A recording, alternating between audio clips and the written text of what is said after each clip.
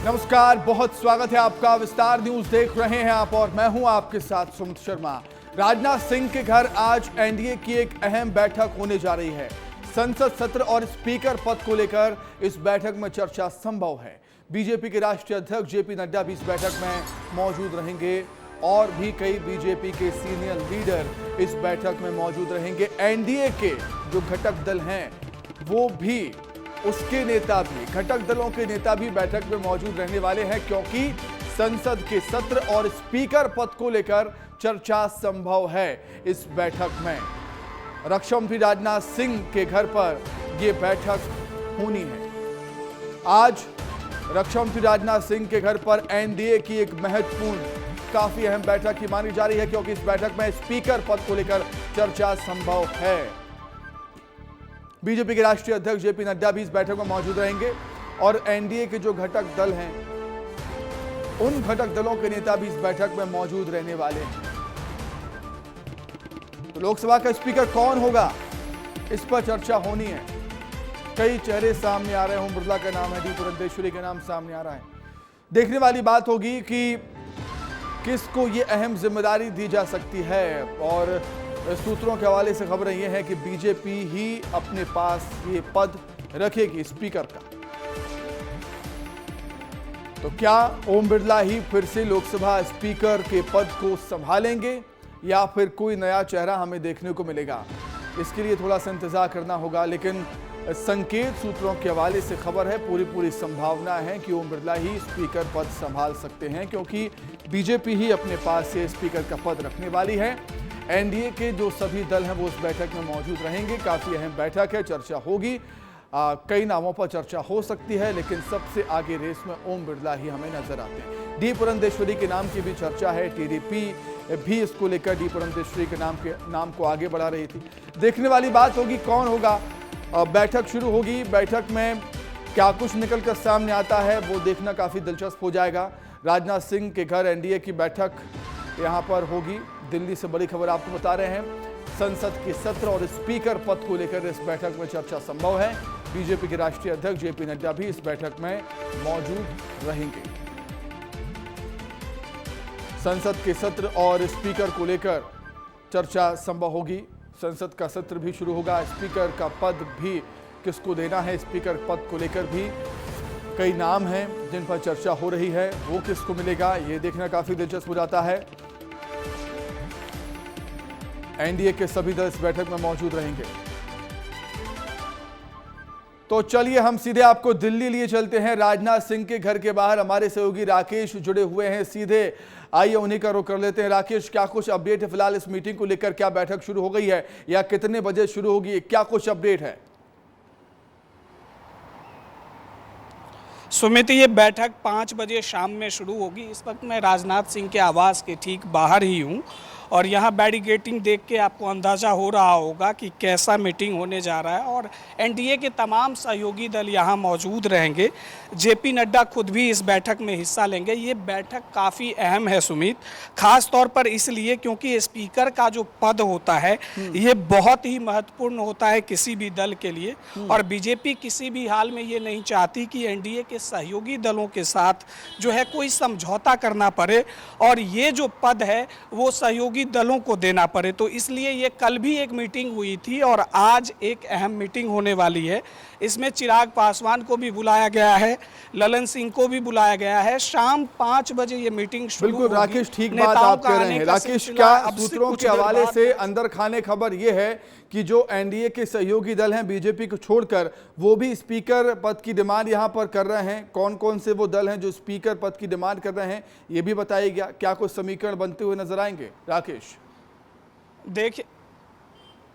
देखिए सुमित, यहाँ जो बात है अभी, इससे पहले चर्चा थी कि जेडीयू और टीडीपी, जब तक मंत्रिमंडल का गठन नहीं हुआ था, लोगों के नाम तय नहीं हुए थे, तब तक ये कहा जा रहा था कि टीडीपी और जेडीयू इस पद की मांग कर सकती है। लेकिन अब जो है टीडीपी और जेडीयू की ओर से ऐसा कोई मांग नहीं किया जा रहा है, ना तो डिप्टी स्पीकर की ओर से, ना तो स्पीकर के पद को लेकर। लेकिन विपक्षी पार्टी लगातार ये कोशिश कर रही है कि अगर स्पीकर का पद नहीं दिया जा सकता है तो कम से कम डिप्टी स्पीकर का दिया जाना चाहिए। और इतिहास अगर सुमित देखेंगे हम तो विपक्ष का जो है, विपक्ष की ओर सिर्फ डिप्टी स्पीकर का पद जाता रहा है, लेकिन बीजेपी इस बार गेम खेलना चाह रही है। क्या माना जाए इस बैठक के बाद साफ हो जाएगा कि स्पीकर के पद पर कौन बैठने वाला है? इसके नाम का ऐलान हो सकता है कि इस बैठक के बाद? बिल्कुल बिल्कुल सुमित, 3 नाम ऐसे हैं जो स्पीकर की रेस में हैं। सबसे पहले तो राधा मोहन सिंह का नाम आ रहा है, 7 बार के सांसद हैं और बीजेपी पार्टी और संगठन में उनका एक अलग ही भूमिका है। तो कहा यह जा रहा है कि राधा मोहन सिंह जो है स्पीकर पद पे बैठ सकते हैं। दूसरा नाम ओम बिरला का है। ओम बिरला के लिए भी कहा जा रहा है कि उन्हें भी दूसरी बार जो है मौका दिया जा सकता है। तो इस बैठक में ये निर्णय होगा, यहाँ बीजेपी और एनडीए के तमाम जो सहयोगी दल हैं उनके नेता बैठेंगे सुमित, और इस बैठक में ये तय होगा कि आगे की रणनीति क्या है। सुमित, सबसे पहले ये जान लीजिए कि 24 तारीख को संसद का सत्र शुरू होने जा रहा है। बिल्कुल, 24 तारीख से संसद का सत्र शुरू होगा और बहुत जल्द हमें मिल जाएगा नाम जो कि स्पीकर के लिए निर्धारित होगा या सर्वसम्मति से जिसके नाम पर मोहर लगती है। बहुत धन्यवाद राकेश, जुड़ने के लिए, तमाम बातचीत के लिए आपका बहुत शुक्रिया। आगे बढ़ते हैं। अब गर्मियों की छुट्टी के बाद आज से मध्य प्रदेश के स्कूल खुल गए और इस मौके पर प्रदेश के मुखिया डॉक्टर मोहन यादव ने बच्चियों को तिलक लगाकर उनका स्कूल में स्वागत किया। उन्होंने बच्चों से कृष्ण और सुदामा की तरह पक्के दोस्त बनाने को कहा है। और क्या कुछ हुआ इस अभियान के दौरान और क्या कुछ खास रहेगा इस अभियान में, वो इस रिपोर्ट में देखिए आप।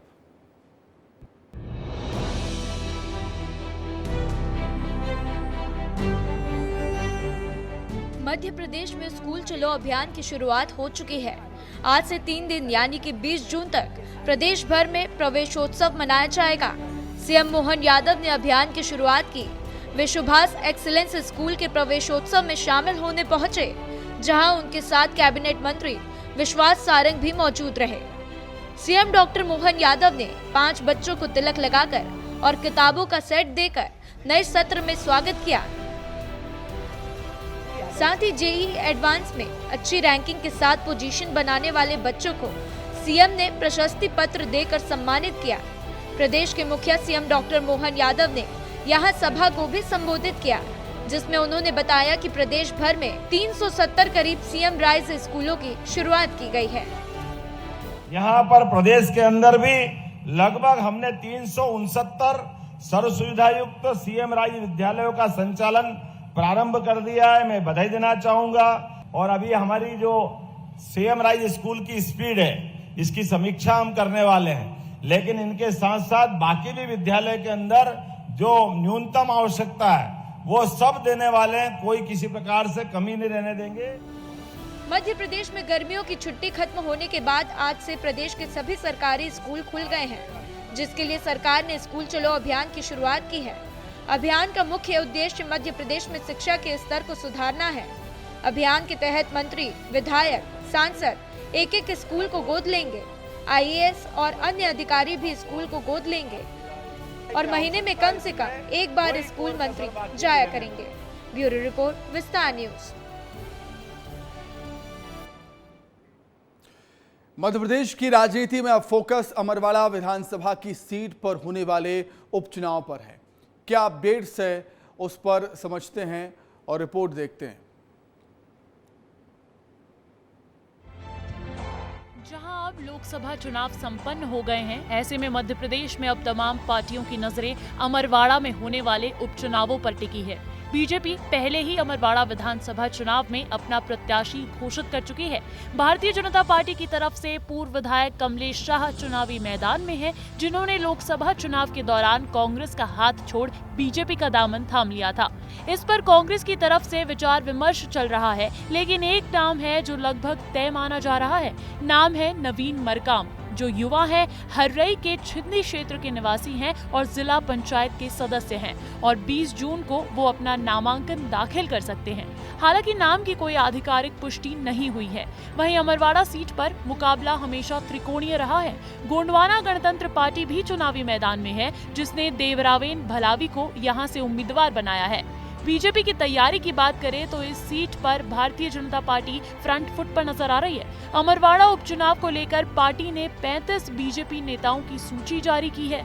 स्टार प्रचारक की इस लिस्ट में शिवराज सिंधिया समेत एमपी के केंद्रीय मंत्री और कई दिग्गज नेता भी शामिल हैं। जहां नामांकन की आखिरी तारीख 21 जून है। इसी बीच आज कमलेश शाह अमरवाड़ा से अपना नामांकन दाखिल करने जा रहे हैं और ये नामांकन rally CM doctor Mohan Yadav, प्रदेश अध्यक्ष वीडी शर्मा समेत कई दिग्गजों की मौजूदगी में होगी। बता दें कि अमरवाड़ा विधानसभा उपचुनाव की नामांकन प्रक्रिया 21 जून तक होगी और 10 जुलाई को मतदान होगा, तो वहीं मतगणना की तारीख 13 जुलाई है। वहीं भोपाल मंत्री विजय शाह ने अमरवाड़ा उपचुनाव को लेकर दावा किया है कि बीजेपी उपचुनाव को जीतने वाली है। उन्होंने कहा कि कमलेश शाह वैसे भी मेरे भाई हैं, इसलिए वहां प्रचार करने के लिए वो जाएंगे। उन्होंने कमलनाथ पर हमला बोला। विस्तार न्यूज से खास बातचीत में और क्या कुछ कहा उन्होंने, सुनिए। देखिए, स्कूल चले अभियान का आगाज़ आज मध्य प्रदेश में हो गया है। हमारे साथ में जनजातीय कार्य मंत्री हैं, हम उनसे जानेंगे क्योंकि उनके पास भी बड़ी संख्या में स्कूल हैं और बहुत अच्छी तरह से जो है मेंटेन किए जा रहे हैं। सर, सबसे पहले तो आपको बधाई स्कूल चले अभियान के लिए। विस्तार न्यूज़ आपको जो बधाई देता है, आप क्या कहेंगे इस अवसर पर? मेरे पास मध्य प्रदेश के 31,728 स्कूल ट्राइबल डिपार्टमेंट के हैं और शिक्षा विभाग का एक छोटा सा हिस्सा जो 89 ट्राइबल ब्लॉक में शिक्षा की व्यवस्था हम लोग देखते हैं मोहन जी के नेतृत्व में। आने वाले समय में जैसे आपने आज देखा, सबसे अच्छी बात मुझे ये लगी कि जो 7 साल पहले हमने जो पौधा लगाया था सुपर 100, तो लोगों ने हमारा मजाक उड़ाया था, बोले विजय शाह ये कहाँ से ले आया सुपर 100।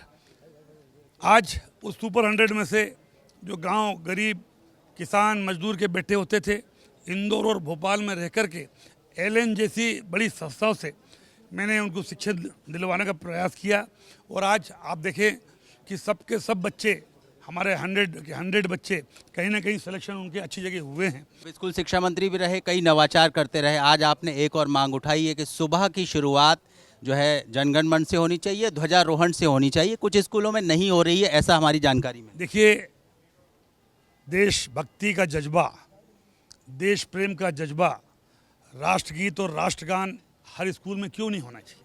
मैं आपसे पूछता हूँ, तिरंगा क्यों नहीं फहराना चाहिए? और इसलिए हमारी सरकार ने ये निर्णय भी लिया है कि 6वीं क्लास से 12वीं क्लास तक के जो स्कूल हैं, वहाँ स्कूल लगने के पहले स्कूल में तिरंगा फहराया जाएगा, जनगण मन होगा और उपस्थिति में जो मैंने निर्णय लिए थे, यस सर और यस मैडम नहीं बोलेंगे, जय हिंद सर और जय हिंद। जय हिंद सबसे एक जज्बा देशभक्ति का जागृत होता है। क्या तस्वीर है अभी सीएम राइस की और कितने संतुष्ट हैं आप? देखिए, सीएम राइस में काम थोड़ा स्लो चल रहा है, लेकिन चल रहा है।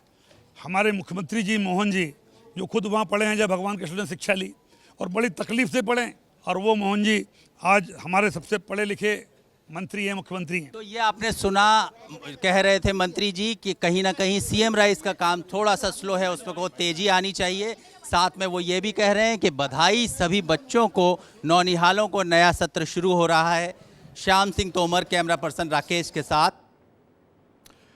अमरवाड़ा उपचुनाव में बीजेपी के प्रत्याशी कमलेश शाह नामांकन पत्र दाखिल करने के लिए पहुंचे और इस बीच उन्होंने विस्तार न्यूज से बातचीत करते हुए कहा कि विकास के लिए बीजेपी से चुनाव लड़ रहा है। और वहीं इस बीच जब उनसे पूछा गया कि कांग्रेस प्रत्याशी तय नहीं कर पा रही है, तो उन्होंने कहा कि ये कांग्रेस का मामला है। नॉमिनेशन के फॉर्म में मैं, मेरे साथ श्रीमान सुरेश शर्मा जी, हमारे भाजपा के प्रदेश अध्यक्ष, यहाँ के प्रत्याशी कमलेश शाह जी, हमारी नेत्री मोनिका भट्टी जी, यहाँ के सांसद श्री बंटू साहू जी, हम सब ने मिलकर के फॉर्म भराया और उम्मीद कर रहे हैं जिस प्रकार से हमने अपने प्रत्याशी का सबसे पहले चयन किया है और लोकसभा पहली बार ये छिंदवाड़ा 1 लाख से ऊपर आज़ादी के बाद ये मौका आया है। मैं छिंदवाड़ा की जनता का आभार भी मानता हूँ। आगे बढ़ते हैं। प्रधानमंत्री नरेंद्र मोदी का आज वाराणसी का दौरा है। ऐसे में क्या खास बातें हैं इस दौरे की, क्योंकि प्रधानमंत्री बनने के बाद तीसरी बार वो वाराणसी के दौरे पर रहेंगे। 2 दिवसीय उनका दौरा है। समझिए इस रिपोर्ट में क्या खास बात।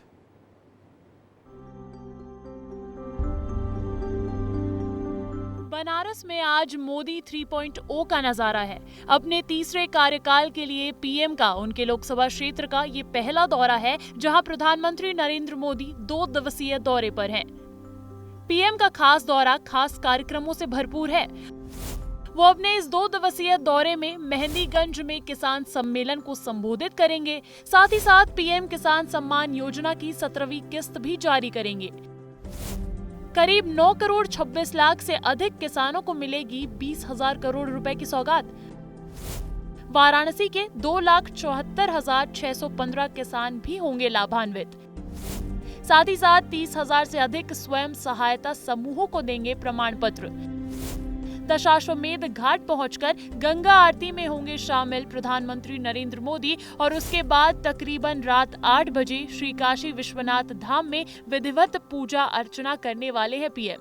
काशी भी पीएम के स्वागत के लिए सज धज कर तैयार है। भगवा झंडों से सजा है नगर, जहां जगह जगह ढोल नगाड़े बजाए जाएंगे। डमरू दल और शंखनाद भी तैयार है और दोपहर 3:30 बजे काशी पहुंचेंगे प्रधानमंत्री नरेंद्र मोदी। पीएम का ये 2 दिवसीय दौरा आस्था और श्रद्धा से भरपूर तो रहेगा ही, लेकिन साथ ही साथ किसानों के लिए भी बड़ी सौगात समेटे खड़ा है। बता दें कि तीसरे कार्यकाल के पहले दिन पीएम मोदी ने सबसे पहले किसान सम्मान निधि की फाइल पर ही हस्ताक्षर किए थे। तो प्रधानमंत्री नरेंद्र मोदी वाराणसी संसदीय सीट से तीसरी बार सांसद बनने और प्रधानमंत्री पद की शपथ लेने के बाद पहली बार काशी आ रहे हैं और इसी दौरान कृषि मंत्री शिवराज सिंह चौहान भी कार्यक्रम में शामिल होंगे। इससे पहले वाराणसी पहुंचे कृषि मंत्री शिवराज सिंह चौहान ने कहा कि पीएम मोदी के नेतृत्व में सरकार किसानों के कल्याण के लिए संकल्पित है। आज पीएम मोदी वाराणसी में पीएम किसान सम्मान निधि की 17वीं किश्त के तहत 9 करोड़ 26 लाख किसानों के खातों में 20,000 करोड़ से ज्यादा की राशि ट्रांसफर करेंगे। कि प्रधानमंत्री श्रीमान नरेंद्र मोदी जी आज यहां पधार रहे हैं। लगातार तीसरी बार प्रधानमंत्री बनने के बाद आदरणीय मोदी जी आज पहली बार काशी आ रहे हैं। केवल काशी के लिए नहीं,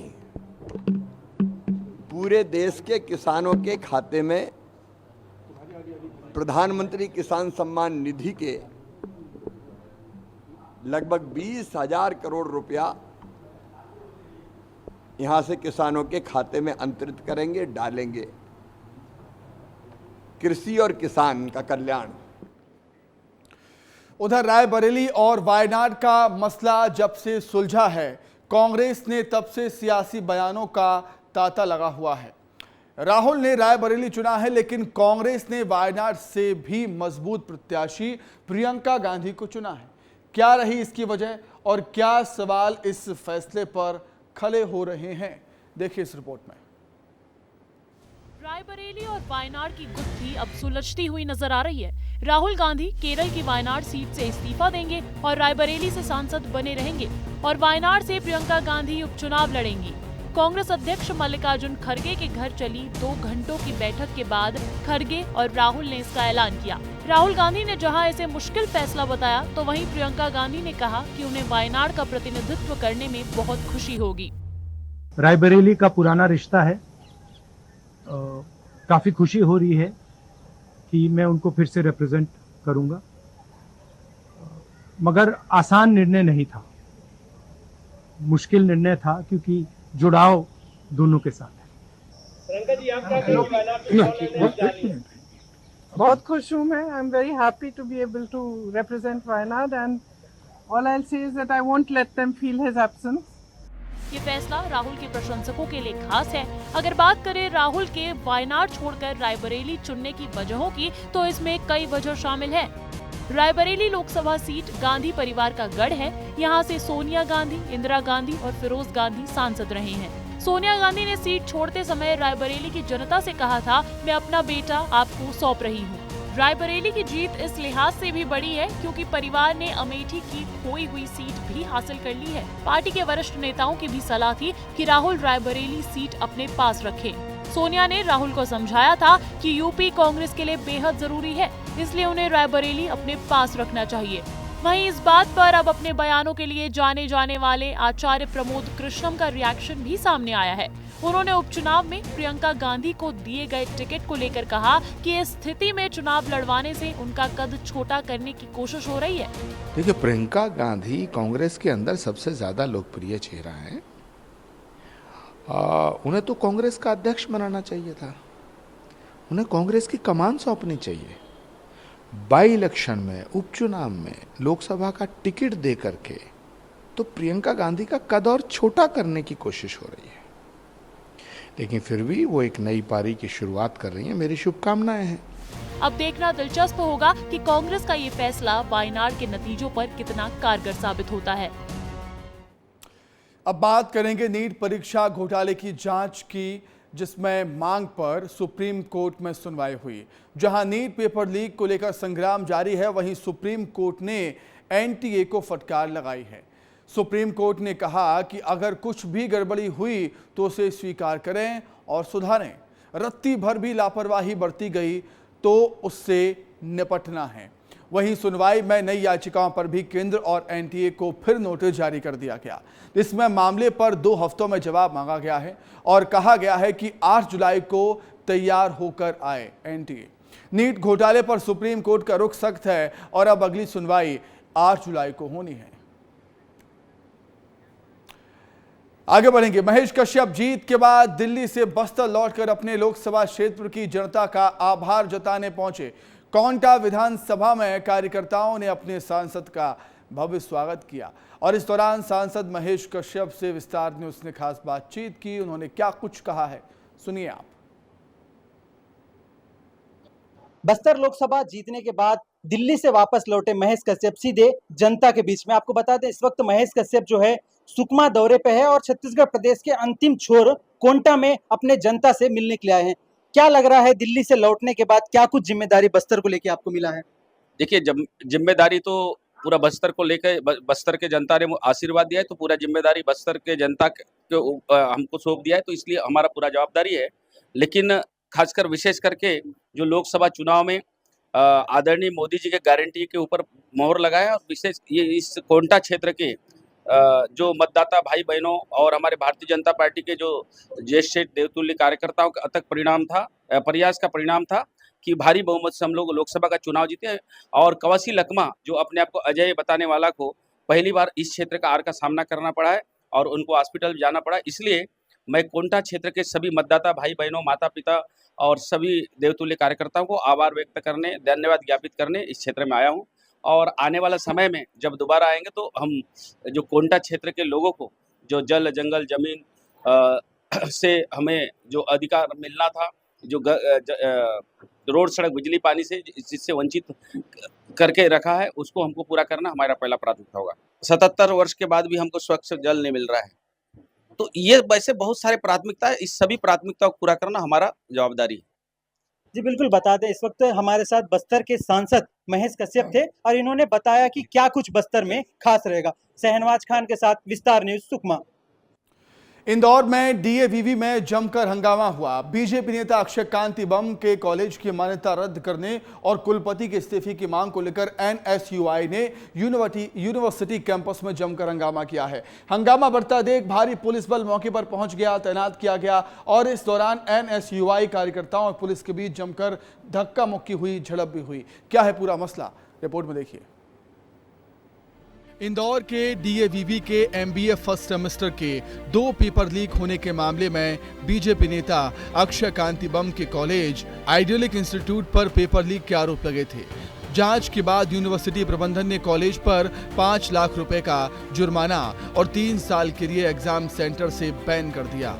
इसके विरोध में एनएसयूआई ने यूनिवर्सिटी में उग्र आंदोलन किया। एनएसयूआई के नेताओं की मांग है कि कॉलेज की मान्यता रद्द करने के साथ ही कुलपति इस्तीफा दें।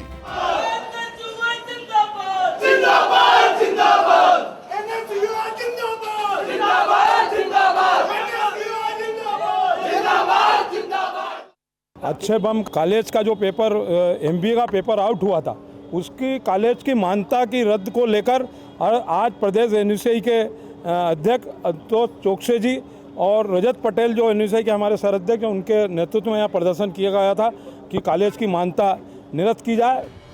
एनएसयूआई कार्यकर्ताओं का हंगामा देखते हुए 3 थानों की फोर्स यूनिवर्सिटी कैंपस में तैनात कर दी गई। इस दौरान एनएसयूआई कार्यकर्ताओं और पुलिस के बीच जमकर धक्का मुक्की भी हुई। पुलिस ने एनएसयूआई प्रदेश अध्यक्ष आशुतोष चौकसे, शहर अध्यक्ष रजत पटेल, यूनिवर्सिटी प्रभारी विकास नंदवाना सहित कई कार्यकर्ताओं को गिरफ्तार भी किया। आज डीएवीवी के कैंपस में प्रदर्शन किया गया क्योंकि जो अभी पेपर लीक हुए थे उसमें जो दोषी कॉलेज पाए जा रहे हैं उनकी मान्यता रद्द करने के लिए इनके द्वारा एक प्रदर्शन किया गया, जिसमें यहाँ जो छात्र नेता एनएसयूआई के अध्यक्ष हैं रजत पटेल और जो उनके प्रदेश अध्यक्ष हैं अभिषेक चौकसे, वो उनके द्वारा प्रदर्शन किया गया।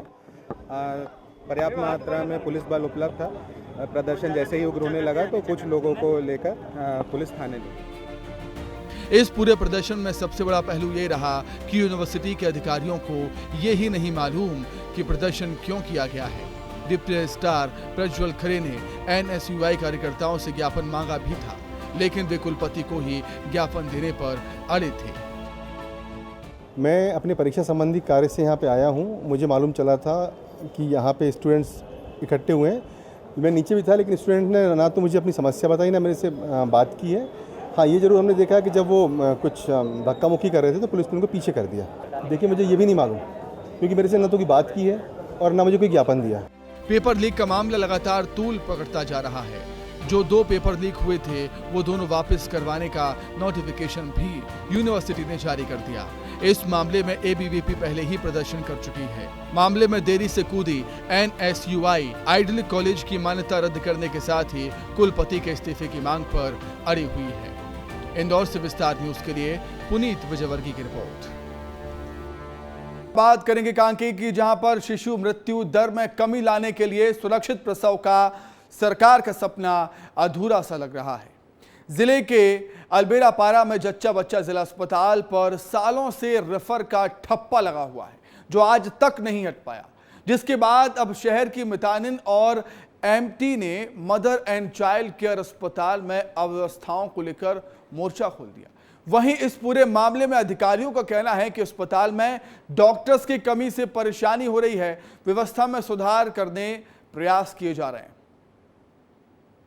इस वक्त जो है मितानिन हमारे साथ है, इनसे बात करते हैं आखिर पूरा माजरा क्या है। आप लोगों ने आरोप लगाया है कि जो यहाँ का जच्चा बच्चा अस्पताल है वो रेफर सेंटर बन गया है, प्राइवेट अस्पतालों में जो है रेफर कर दिया जाता है, क्या कारण है उसका?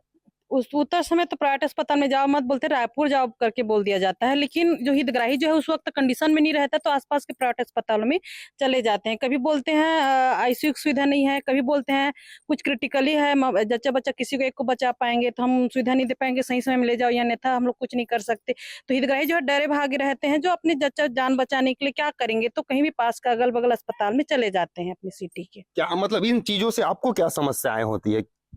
क्योंकि हम लोग इस पब्लिक के लिए काम करते हैं, हम लोग एक समाज सेवी संस्था के रूप में है, जो हमारा एक मितानिन कार्यक्रम है, जो हम जो रोजी मंजूरी का काम करते हैं और जो पारे मोहल्ले में जो गरीब परिवार रहते हैं उन लोगों को सारी सुविधाएं, जो सरकार की जो सुविधाएं हैं वो हितग्राही को मिल सके। हमारा और जो है माता मृत्यु और शिशु मृत्यु दर में जो रोकने के लिए जो काम चलाया जा रहा है सरकार की योजना, इसमें हम लोग मदद करने। क्या नाम है दीदी? तो पूर्णिमा। कहाँ के मितानिन नर्स? यही कांकेर जवाहर वार्ड। जवाहर वार्ड के जन रिफर करीन हुई अभी तक जच्चा बच्चा हॉस्पिटल में?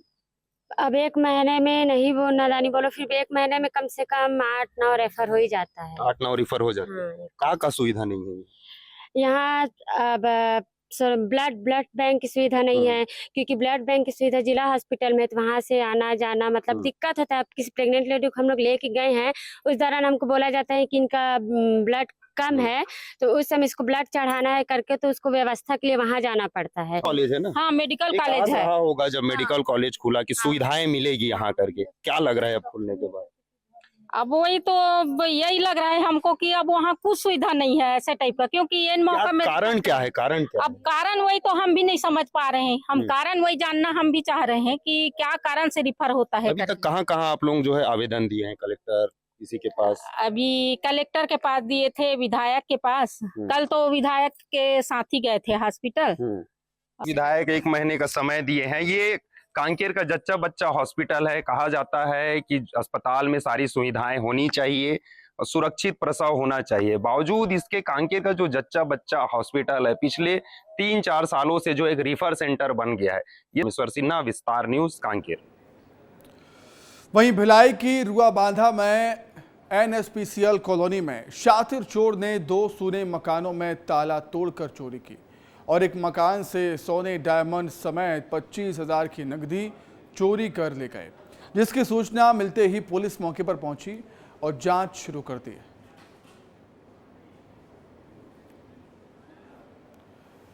वहीं जबलपुर के सराफा कारोबारी और सराफा एसोसिएशन के अध्यक्ष को जेवर साफ करने वाले कारीगर ने 32 लाख रुपए का चूना लगा दिया।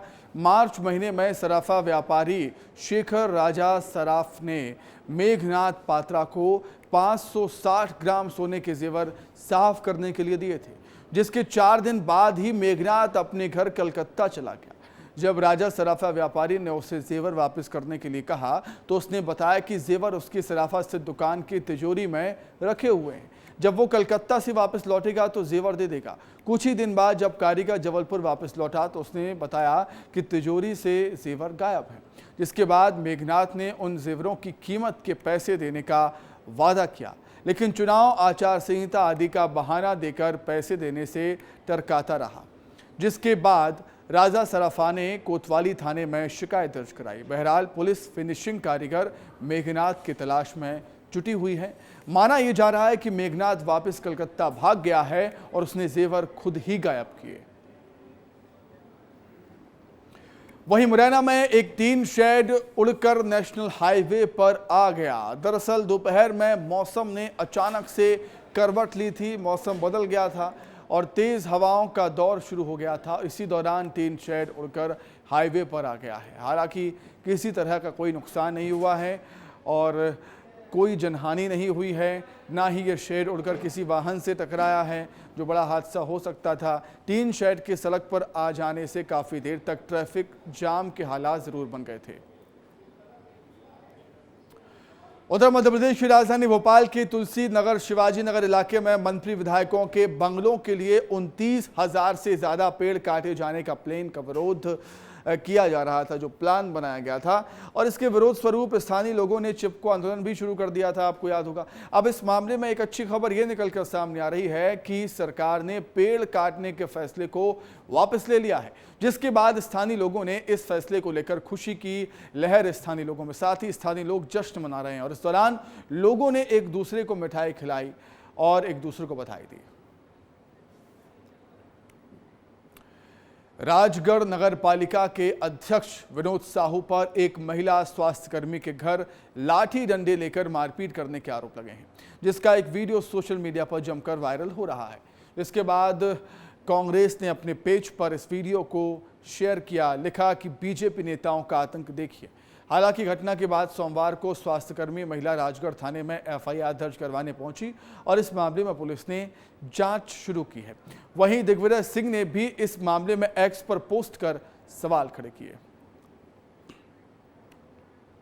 1 साल से प्रताड़ित किया जा रहा था और मुझे यहाँ से मेरा ट्रांसफर सिविल हॉस्पिटल ब्यावरा में कर दिया गया है, जो मैं 1 साल से परेशान हो रही हूँ। और उनने 2-4 उनके जो वहाँ पे कार्यरत हैं उनके नगर पालिका में, उनको बुला के और मेरे पति को मारने की धमकी दी गई है और बोला कि इसे मारो, कॉलर पकड़ के नीचे लेके आओ, दोनों आदमी औरत को मार के और यहीं पे इनको थाने में बंद करवा के आओ। यदि कल को मेरे साथ या मेरे पति के साथ कोई भी घटना होती है या मेरा साथ मेरी नौकरी में कोई भी घटना होती है, मेरे पति को कल से कोई भी मारता है या पीटता है, तो इसके जवाबदार सिर्फ नगर पालिका अध्यक्ष विनोद साहू जी होंगे। उधर डिंडोरी में जल संसाधन विभाग की उदासीनता और लापरवाही का खामियाजा किसानों को भुगतना पड़ रहा है। दरअसल करोड़ों रुपए खर्च कर बिलगांव माध्यम सिंचाई परियोजना के तहत नहर का काम हुआ था, जो भ्रष्टाचार की भेंट चढ़ गया, जिसका कारनामा विस्तार न्यूज लगातार दिखा रहा है कि नहरों में किस तकनीक का प्रयोग किया गया है। तस्वीर देखकर इसका अंदाज़ा आसानी से लगाया जा सकता है, लेकिन सवाल ये उठता है कि हर साल नहरों की मरम्मत के लिए लाखों खर्च होते हैं, लेकिन नहरों की सफाई न होने के चलते और ओवरफ्लो के चलते नहर क्षतिग्रस्त हो रही है। ग्वालियर में वीरांगना लक्ष्मीबाई के बलिदान दिवस पर 2 दिवसीय वीरांगना बलिदान मेला शुरू हो गया है और इस मौके पर शहीद ज्योति बीती रात ग्वालियर पहुंची तो यहां शहर की सड़कों पर भव्य और आत्मीय स्वागत किया गया इस ज्योति का। इस दौरान बड़ी संख्या में लोग वहां पर मौजूद थे, साथ में बच्चियां रानी लक्ष्मीबाई के रूप में भी नजर आईं। देखिए रिपोर्ट। आज ही के दिन झांसी की रानी लक्ष्मीबाई ने अंग्रेजों से लोहा लेते हुए अपना सर्वोच्च बलिदान देते हुए वीर गति को प्राप्त हुई थी। ग्वालियर में 1858 में रानी लक्ष्मीबाई ने ब्रिटिश सेना का सामना करते हुए जनरल हीरोज से डटकर मुकाबला किया और 18 जून को ग्वालियर में बलिदान दे दिया था।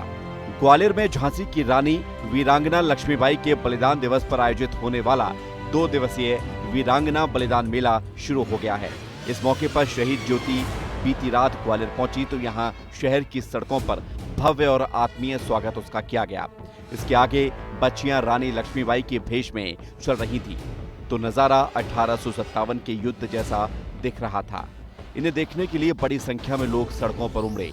ग्वालियर में वीरांगना बलिदान मेले का ये 25वां वर्ष है। इसका आयोजन पूर्व मंत्री और बीजेपी नेता जयभान सिंह पवैया द्वारा किया जाता है। शहीद ज्योति की मशाल अपने हाथ में थामकर पवैया शोभा यात्रा में आगे चल रहे थे।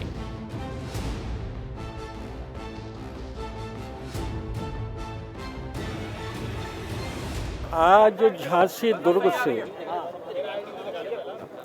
शहीद ज्योति यात्रा ग्वालियर आई और हम सैकड़ों भगवा वानाधारियों ने उस शहीद ज्योति यात्रा को पैदल शोभा यात्रा के रूप में आज समाधि पर स्थापित किया है। अभी हम प्रदर्शनी का उद्घाटन कर रहे हैं और प्रदर्शनी का बहुत महत्व है क्योंकि महारानी के हाथों से चले हुए शस्त्र ये भारत में कोई एक जगह है जहां दर्शनार्थ रखे जाते हैं। रानी लक्ष्मीबाई का आज 166वां बलिदान दिवस है। ग्वालियर में झांसी की रानी के समाधि स्थल के सामने भव्य मेले का आयोजन किया जाता है। वहीं बलिदान दिवस के मौके पर वीरांगना लक्ष्मीबाई की उन हथियारों की प्रदर्शनी भी लगाई गई जिसके जरिए रानी लक्ष्मीबाई ने अंग्रेजों से लोहा लिया था।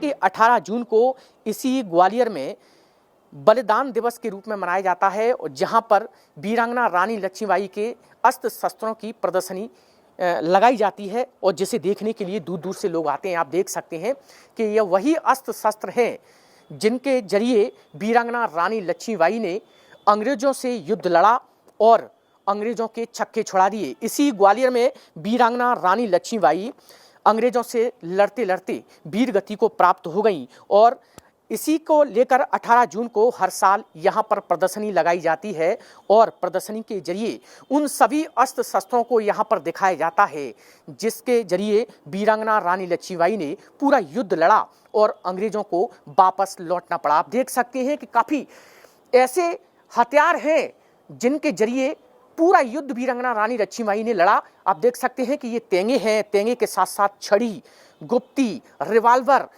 जो तेंगे उना पंजा इन्हें कहते हैं, ढाल है। इसके अलावा आप देख सकते हैं कि तमाम ऐसी सारी बंदूकें हैं जिनके जरिए रानी लक्ष्मीबाई और उनके जो सहयोगी थे वो साथ लेकर चलते थे। कटार है जिसके जरिए जो अंग्रेज उन पर वार करते थे तो उनका उपयोग जो करती थी। बाले हैं, बाले के अलावा तमाम ऐसे सांग बोलते हैं इसको, और बची फल, इनका सबका उपयोग वीरांगना रानी लक्ष्मीबाई ने युद्ध के जरिए किया और वह वीर गति को प्राप्त हो गई। लेकिन आज उनकी शहादत को पूरा देश नमन करता है और यही कारण है कि 18 जून को इसी ग्वालियर में जब वो वीर गति को प्राप्त हुई उसके बाद यहाँ पर उसे बलिदान दिवस के रूप में मनाया जाता है। कैमरामैन संजय चंदिल के साथ अनिल गौर, विस्तार न्यूज। जरा याद करो कुर्बानी। 19 नवंबर 1828 में वाराणसी में लक्ष्मीबाई का जन्म हुआ था। 1842 में महज 14 साल में लक्ष्मीबाई का विवाह झांसी के महाराज गंगाधर राव से कर दिया गया था। 18 जून 1858 में ग्वालियर में अंग्रेजों से लड़ती हुई रानी लक्ष्मीबाई शहीद हुई थी। बचपन से हम सभी ने सुना है, खूब लड़ी मर्दानी, वह तो झांसी वाली रानी थी। आज पूरा देश यही बात याद भी कर रहा है क्योंकि भारत की आजादी के लिए पहले स्वतंत्रता संग्राम में रानी लक्ष्मीबाई ने अपनी बहुत बड़ी भूमिका निभाई थी और महज 29 साल की उम्र में अपने प्राणों को न्यौछावर कर दिया था। अनिल गौर, विस्तार न्यूज, ग्वालियर। चलिए अब बात मानसून की कर लेते हैं। मध्य प्रदेश में प्री मानसून एक्टिविटी शुरू हो चुकी है, लेकिन अभी भी प्रदेशवासियों को मानसून के एक्टिव होने का पूरी तरीके से इंतजार है। प्रदेश में कहीं गर्मी है तो कहीं बारिश की बौछार से लोगों ने राहत की सांस ली है। प्रदेश में मानसून की एंट्री अभी नहीं हुई है, लेकिन बहुत जल्द बदरा झूम कर बरसने वाले हैं। देखिए,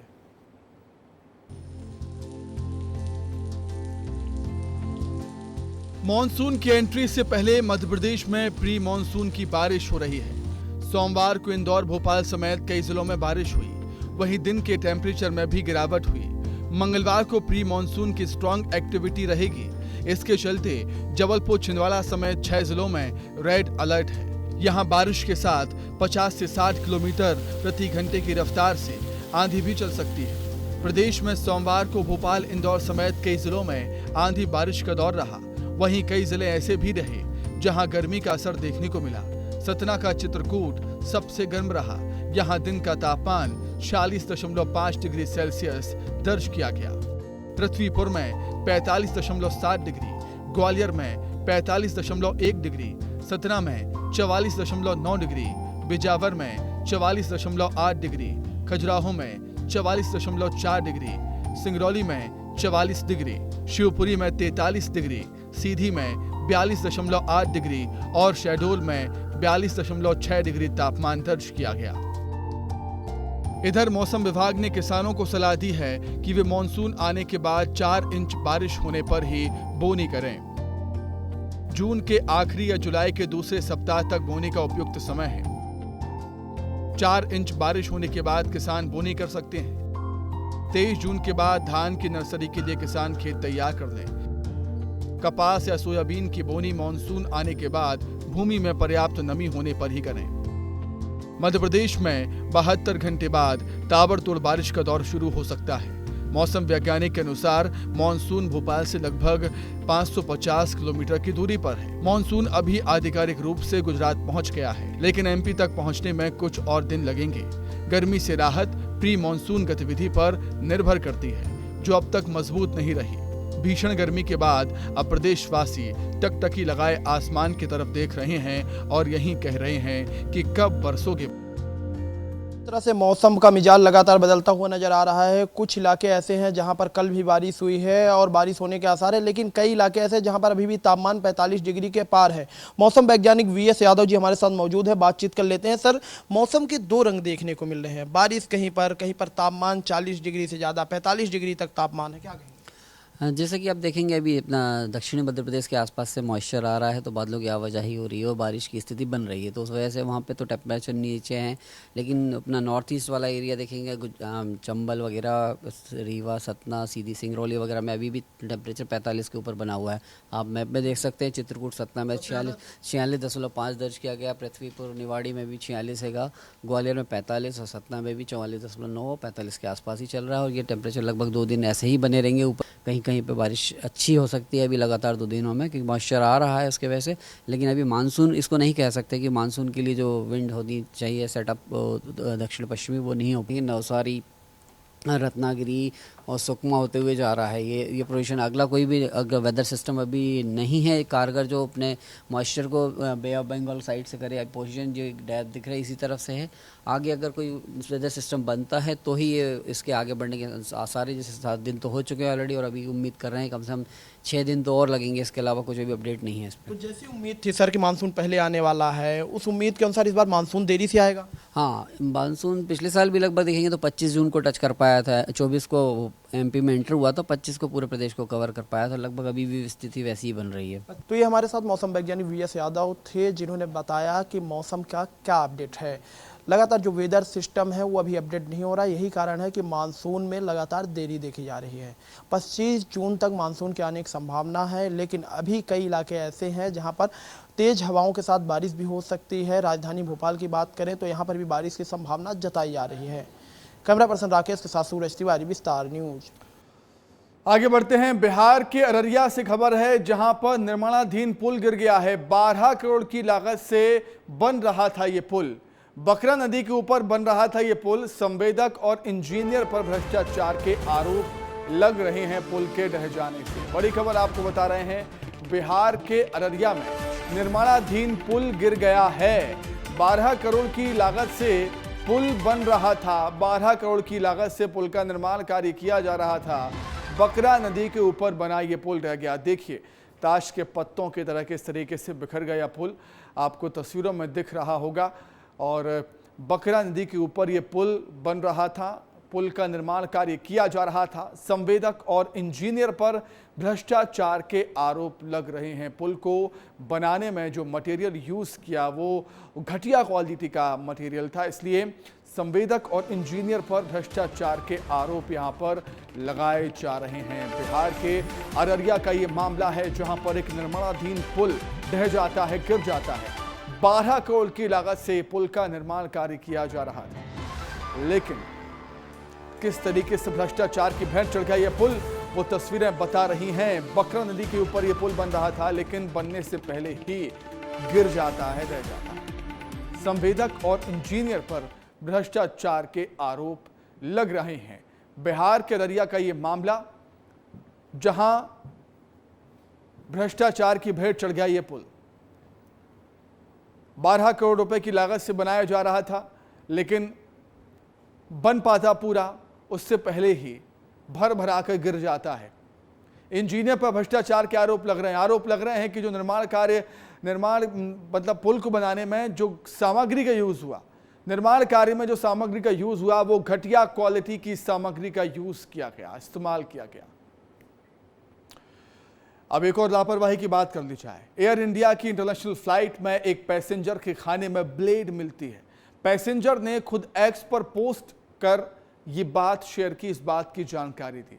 इस पोस्ट के बाद 16 जून को एयर इंडिया ने अपना बयान जारी कर पैसेंजर के खाने में ब्लेड मिलने की बात को एक्सेप्ट भी कर लिया है, स्वीकार कर लिया है, मान लिया है और माफी भी मांगी। वहीं पैसेंजर पॉल ने फोटो शेयर कर पोस्ट में लिखा, एयर इंडिया का खाना चाकू की तरह काट सकता है आपको। मुझे इसका एहसास कुछ सेकंड तक खाना चबाने के बाद ही हुआ, लेकिन वो ठीक है। उन्होंने ये बात की जानकारी दी है कि शुक्र है मैं ठीक हूं। अब बात शेयर बाजार की। शेयर बाजार ने आज यानी 18 जून को नया ऑल टाइम हाई टच किया है। सेंसेक्स ने कारोबार के दौरान 374 अंक चढ़कर 77,366 का स्तर छुआ। फिलहाल ये 250 अंक से ज्यादा की तेजी के साथ 77,250 के स्तर पर कारोबार कर रहा है। वहीं निफ्टी भी 114 पॉइंट्स चढ़कर 23,579 के रिकॉर्ड हाई पर पहुंच गया। फिलहाल ये 50 अंक से ज्यादा की तेजी के साथ ही 23,550 के स्तर पर कारोबार कर रहा है। वहीं मुरैना में यात्रियों से भरी नाव चंबल नदी में पलट गई। सभी लोगों ने कूदकर अपनी जान बचाई है। वहीं नाव पलटने से बाइकें भी पानी में डूब गईं। बता दें कि ये लोग प्राइवेट नाव से चंबल नदी पार कर रहे थे। कुछ लोग यूपी की सीमा के गांव में कार्यक्रम में शामिल होने जा रहे थे। मामला पिनाहट के उठसाना घाट का बताया जा रहा है। नाव में बाइक्स भी थी, बाइक भी डूब गई। अवैध तरीके से नाव का परिचालन कहेंगे यहां पर हो रहा था। अगर पर्यावरण को बचाना है तो उसके प्रति जुनूनी होना पड़ेगा। संस्कारधानी जबलपुर के ऐसे बुजुर्ग के जुनून की कहानी आज हम आपको बताने जा रहे हैं, जिन्होंने अपना पूरा जीवन ही पर्यावरण को समर्पित कर दिया। 40 सालों से जबलपुर के बुजुर्ग ने बोनसाई के पौधों का जंगल खड़ा कर दिया है। देखिए हमारी खास रिपोर्ट।